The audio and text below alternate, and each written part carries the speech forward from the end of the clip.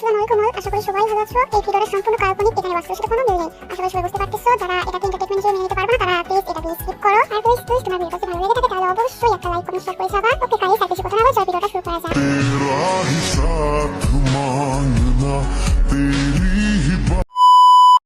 Just একটা রাত কাটাতে হবে আমাদের সাথে, ব্যাস আর কিচ্ছু যাচ্ছে না। বাঙালি যুবকটির অসৎ প্রস্তাবেতে প্রচন্ড বিস্মিত হলো, কিন্তু তার বিস্ময়ের মাত্রা তার ক্রোধের মাত্রাকে ছাড়তে পারলো না। বান্ধবী লিসার বাসায় বার্থডে পার্টি শেষ করে ফাড়ি ফিরছিল তে, এর মাঝে হঠাৎ একটি বাঙালি ও একটি ইতালি যুবক এসে তার পথ আঁকড়ে ধরে। তাকে দিয়ে বসে একসাথে রাত কাটানোর বাজে প্রস্তাব। আপনার সাহস কি করে হলো আমাকে এমন প্রস্তাব দেওয়ার? যুবকটি দাঁত বের করে বিশ্রীভাবে হাসলো। ইতালি যুবকটি এই একই ভঙ্গিতে হাসলো। দুজনের উদ্দেশ্য একই, আজকে রাতে এই মেয়েটার সাথে কাটিয়ে দেওয়া। এদের সাহসের কি দেখলে তুমি? চলো আমাদের সাথে, শুধু একটা রাতেরই তো ব্যাপার। আজ রাতের বিনিময়ে তুমি যা চাইবে তাই দেওয়ার চেষ্টা করবো আমরা। ঘৃণাপূর্ণ চাউনিতে চেয়ে যুবকটিকে উদ্দেশ্য করে বলল, বাঙালি হিসেবে অ্যাটলিস্ট ভদ্রতামূলক আচরণ করা উচিত ছিল আপনার, কিন্তু নর্দমাকৃতির এটা বোঝাবে কে? বলেতে যেতে নিলে একজন ওর হাত চেপে ধরে। মুহূর্তে যে যুবকটির হাত ঘুরিয়ে নিজের হাত ছড়িয়ে নিল এবং যুবকটিকে কিছু বুঝে ওঠার পূর্বে সে পাহাতে যুবকটির পুরো সঙ্গে লাঠি দিয়ে তাকে ধরাশায়ী করে ফেললো। তারা বিস্মিত নয় রেতের দিকে চেয়ে রইল। এই সুযোগেতে ওখান থেকে পালিয়ে আসলো।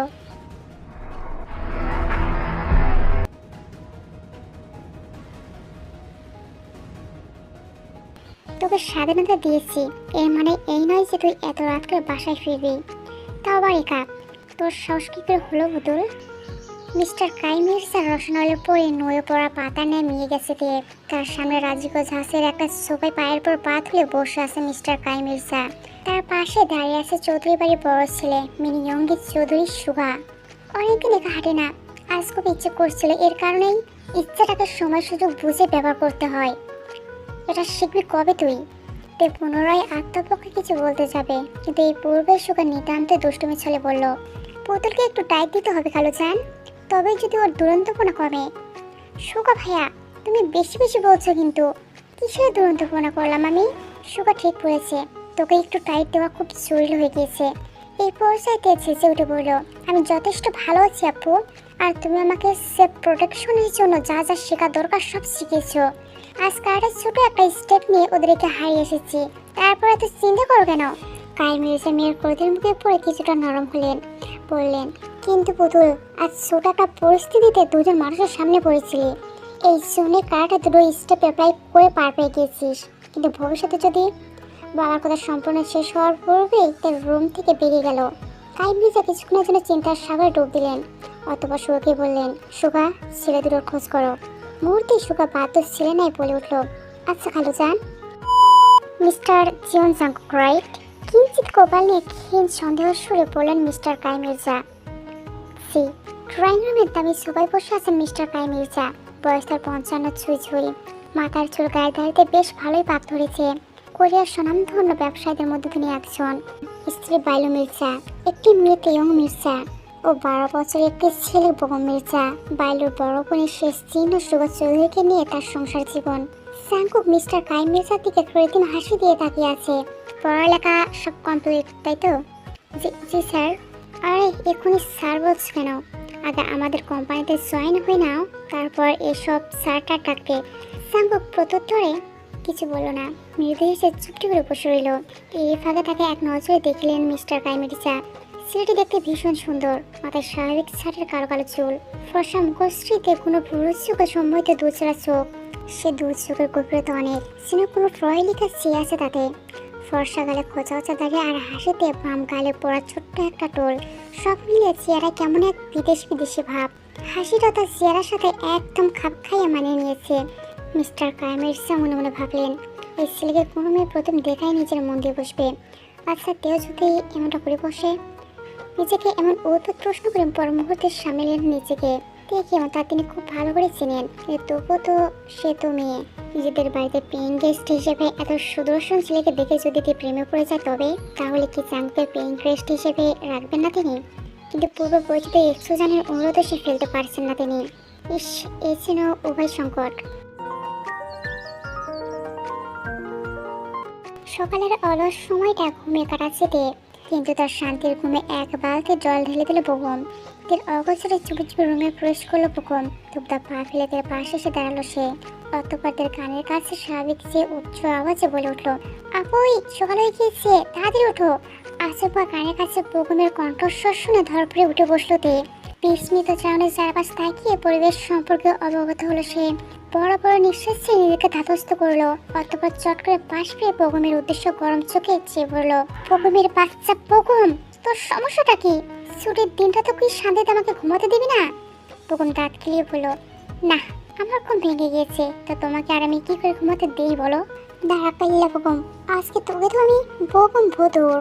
ডাইনিং এ এসে বসে ব্রেড ও বাটার খাচ্ছে তে খাবার খাওয়ার মাঝে ডাইনিং এ এসে বসলো সুগা। তার চোখে এখনো ঘুমের রেশ রয়েছে।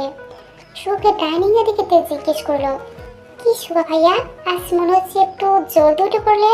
সুগা লম্বা একটা হাই ছেলে অলস ভূমিতে বললো, আর বলিস না, বাগুনের চপ আমাকে ঘুমাতে দিল না। ছুটির দিনে ঘুমটা নষ্ট করে দিল। ওকে যে কিভাবে শিক্ষা দিব বুঝে পাই না। আমিও তাই ভাবছি সুগা ভাইয়া, একে একটা শিক্ষা দিতেই হবে। নিজে তো ঘুমায় না, আবার আমাদেরও ঘুমাতে দেয় না। তাদের কথার মাঝে হঠাৎ উদয় হলো বেগম। মিস্টার কাইমিয়াজের জন্য নির্দিষ্ট রাখা চেয়ারটা বসলো সে। ফ্রোনা সে বাঁকাইতে জিজ্ঞেস করলো, আমাকে নিয়ে ডিসকাস করছো মনে হয়? সুগা বিরক্ত করার চাউনিতে বেগমের দিকে একবার তাকালো। অতঃপর আচমকা বেগমের মাথায় কাটতে মেরে বললো, বদমাইশ ছেলে, নেক্সট সানডে থেকে তোকে রাতে খাটের সাথে বেঁধে তারপর আমরা ঘুমাবো। এতে করে যদি সানডেটা একটু শান্তিতে কাটাতে পারি। হোয়াট ইজ দিস সুগা ভাই, আমাকে এভাবে মারছো কেন? উফ, আমার চুলগুলো নষ্ট করে দিল এরা।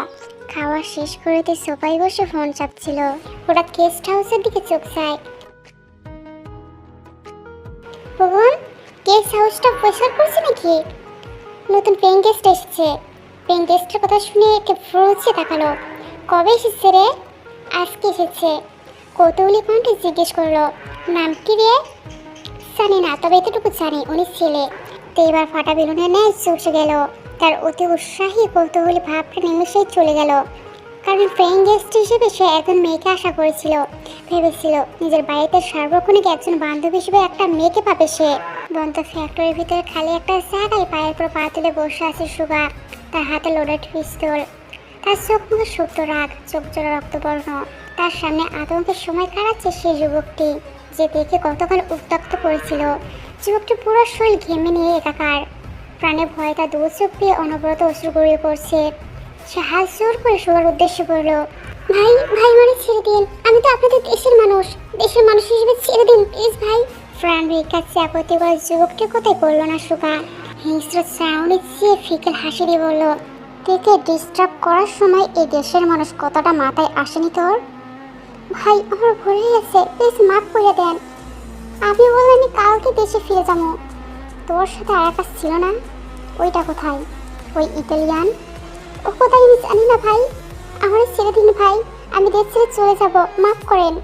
সুগা যুবকটিকে সপক্ষে কথা সম্পূর্ণ করতে না দিয়ে হাতে থাকা পিস্তলটা যুবকের দিকে তাক করলো। আচমকা নিজের দিকে পিস্তল তাক করা দেখে যুবকটির আত্মা শুকিয়ে গেল। ক্ষণিকের জন্য সে যেন বাক শক্তিহীন হয়ে পড়লো। কিছু বুঝে ওঠার পূর্বে তার বুকের পরপর দুটো গুলি বিটিয়ে দিল সুগা। গুলির শব্দে নিস্তব্ধ পরিবেশটা হঠাৎই সরবরাহ হয়ে উঠলো। যুবকটি তার শেষ নিঃশ্বাস ত্যাগ করলো।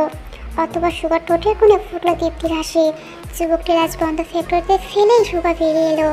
রাস্তা ফিরে গাড়িতে উঠতে নিল সে, কিন্তু গাড়িতে ওঠার পূর্বেই তার চোখ আটকে গেল অদূরে অবস্থিত কাঁচা আলে থাকা সাহিত্যই একটি শরীরের ওপর। সুগা আচমকা প্রায় এই জনমানবহীন শূন্য এলাকায় এভাবে কাউকে শুয়ে থাকতে দেখে কিঞ্চিত বিস্মিত হলো সে। ক্ষণিকের চিন্তা ভাবনা শেষে কৌতূহল বশত সে এগিয়ে গেল সেদিকে। গিয়ে দেখলে এটা কোনো মানুষ নয়, এটি লাশ, এবং লাশটা অন্য কারণ নয়। ইটালিয়ান যুবকের মৃত অবস্থা থেকে বিস্ময় সুগার চোখ চোরা বড় হয়ে গেল। টিক টক টিক টক টিক টক। লক্ষ্য দিকে আরো এক ধাপ এগিয়ে আরেকটি শুভ দিনের সূচনা হলো। যে কাজ দিয়েছিলাম ওইটা করেছো? মিস্টার কাইমিজের রহস্যময় হাসি দিল। আজ ভীষণ দেরি করে ফিরেছে তে। সেখানে সকাল 9টায় ভারতীয়দের পৌঁছানোর কথা, সেখানে আজ বেজে গেছে 9:05। তে দ্রুত হাত মুখ দিয়ে ফ্রেশ হয়ে নিল। আমো ও আমো, নাস্তা দাও, আজকে অনেক লেট হয়ে গিয়েছে। সে কখন থেকে ডাকছে তোকে, কিন্তু তোর ঘুম ভাঙার নাম গন্ধই নেই। লেট তো হবেই। শুভ ভাইয়া কোথায় আমো? পেরে গিয়েছে? হ্যাঁ, তোর আসা কয়েক সেকেন্ড আগে বাড়ি থেকে বেরিয়েছি। ও গ্যারেজে থাকতে পারে। তুই মায়ের কথার প্রতি উত্তর করলো না। দ্রুত পায়ে সিঁড়ি দিয়ে নিচে নেমে এলো। এক প্রকার দৌড়ে ব্যাকয়ার্ডে চলে এলো সে। কিন্তু গ্যারেজে ঢোকা পড়বে অসাবধানতাবশত পায়ে সাথে পা হোঁচটকে মুখ থুবড়ে পড়তে নিল সে। তবে এর পূর্বেই চাঙ্কুকের হাত ধরে নিল। ফলস্বরূপ এক যাতে মুখ থুবড়ে পড়া হতে বেঁচে গেল সে। ঘটনাতে একদিকে যেমন ভয় পেল, ঠিক তেমনি চাঙ্কুকে দেখে কিঞ্চিৎ চমকে উঠল। সাবধানে মিশতে, ট্রেন ছুটে যাচ্ছে না আপনার। চাঙ্গুকের স্বাভাবিক সুরের উক্তি দিয়ে ওতে ঈষৎ অপমানিত বোধ করলো। তৎক্ষণাৎ চাঙ্গুকের হাত থেকে নিজের হাত সরিয়ে নিল। তীক্ষ্ণ কণ্ঠে বলল, সে নিয়ে আপনাকে ভাবতে হবে না। চাঙ্গুক ঘাড় ঘুরিয়ে হেসে নিল। বিড়বিড় করে বলল, এই ভাবনাতেই তো কাজ। কি বললেন? কিচ্ছু না, আপনাকে সাবধানে চলতে বলছি, এই আর কি। কে প্রত্যুত্তর করলো না। ফোরকুসকে কিছুক্ষণ চাঙ্গুকের দিকে চেয়ে রইল।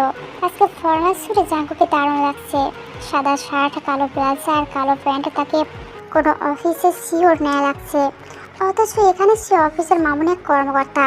তো নিমেষেই জন্য চাঙ্গুকের চোখের দিকে তাকালো। সে এই ভেবে অবাক হলো, দুই শাখাতেই মানুষটি কী করে নিজের চোখের গভীরতা তাকে আটক করেছে। অদ্ভুত।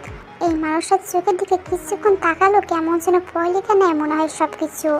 কোনো পয়লিকা।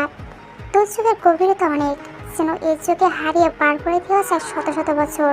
সুগা গাড়ি নিয়ে গ্যারেজ থেকে বের হতেই জাঙ্কুকে একসাথে দেখে সে কিছুটা অবাক হলো। এরা দুজন একসাথে কি করছে? কি রে পুতুল, তুই এখনো বের হসনি? ভার্সিটিতে যাবি কখন? চোখেতে সুগার দিকে তাকালো। অতবার এক পলক জাঙ্গুর দিকে চেয়ে সুগাকে বলল, আসলে সুগা ভাইয়া, আজকে ঘুম ভাঙতে দেরি হয়েছে, দিদার ক্লাসে যেতে পারিনি গো। বাট পরে ক্লাসটা ধরতে চাই। আমাকে ভার্সিটিতে ড্রপ করে দাও না সুগা ভাইয়া। আচ্ছা, বিনা বাক্যে ফোনের সিটে বসে পড়ল। চাঙ্গুক সেদিকে এক দৃষ্টিতে চেয়ে রইল। তার এই চাউনি সুগার দৃষ্টি অগোচর হলো না।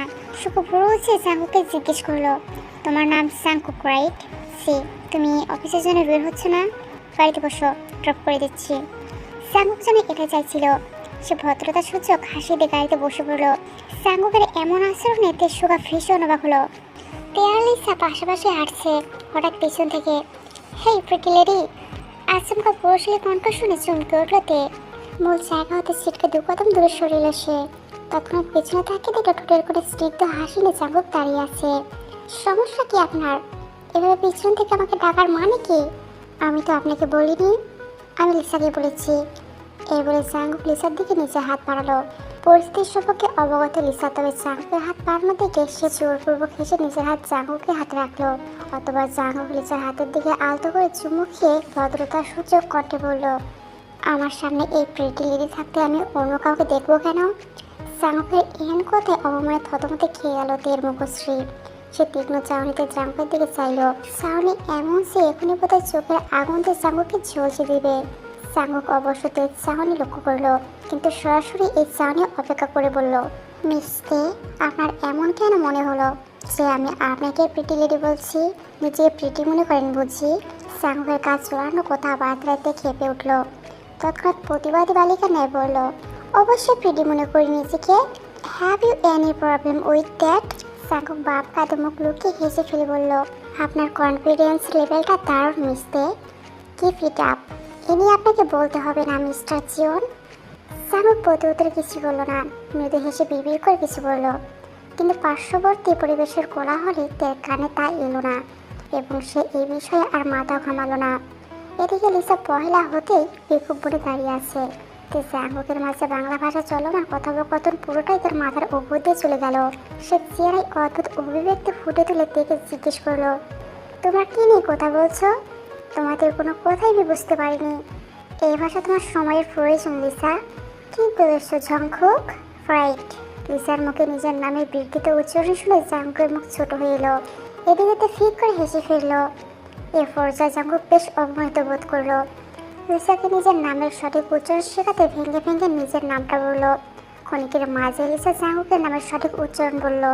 জাঙ্কুক মুচকি এসে লিসাকে প্রস্তাব দিয়ে বলল, hey ladies, would you have a controller right with me? Lisa মুচকি হেসে সম্মতি প্রদান করলো। ইস হ্যান্ডসাম, হোয়াই নট? লিসা রাজি হতে চাও সরাসরি তের দিকে তাকালো সম্মতি পাবার আশায়। তৎক্ষণাৎ মুখ ফিরিয়ে অন্যদিকে তাকালো, যার অর্থে সে রাজি নয়। কিন্তু লিসা তাকে অনুরোধ করলো, কয়েকবার বলাতে রাজি হয়ে যেতেই জাঙ্গুর ঠোঁটের কোণে প্রচন্ড হাসি ফুটল। তেলিসা নিজেদের মতো আলাপ আলোচনায় ব্যস্ত, এদিকে জাঙ্গুক ব্যস্ত তার নিজস্ব কাছে।